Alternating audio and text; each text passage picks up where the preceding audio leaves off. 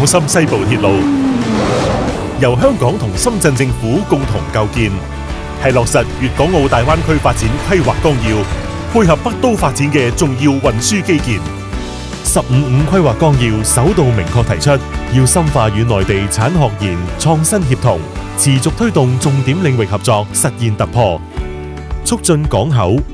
機場同軌道交通協同發展及推進廣深西部鐵路前期工作。鐵路將連接屯馬綫洪水橋站，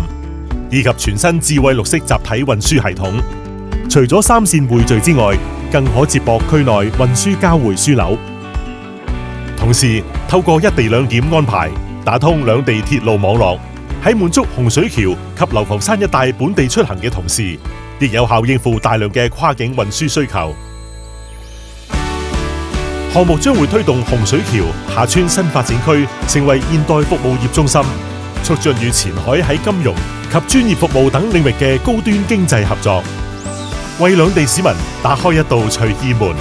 跨越邊界，接通兩地，為未來創造無限新機遇。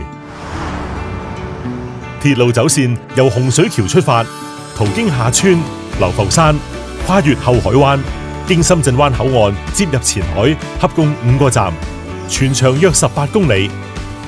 考慮到附近地區嘅生態，鐵路會以地下形式興建。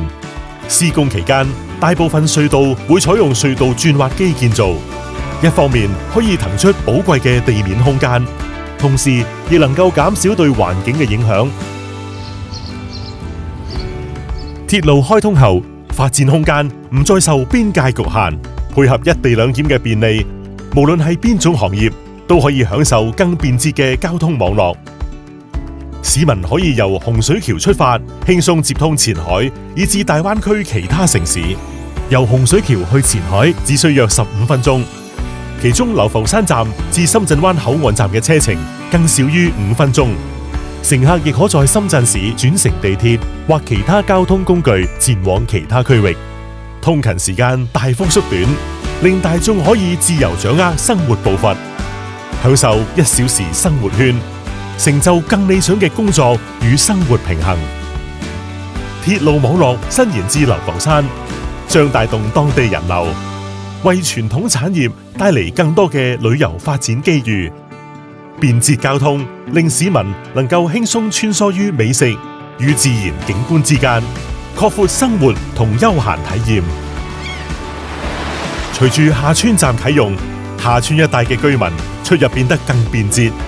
完善嘅鐵路網絡更成為推廣傳統文化嘅橋梁。出行方便咗，令獨特嘅圍村習俗可以俾更多人認識，令珍貴嘅宗族文化得以發揚光大。一條鐵路令我哋跨越地域界限，接通理想生活嘅每一面，將商機、傳統同生態美景緊緊串聯，令生活擁有更多可能。項目預計將會喺2034年完成工程，並喺2035年正式投入服務。無限新機遇由呢一刻開始。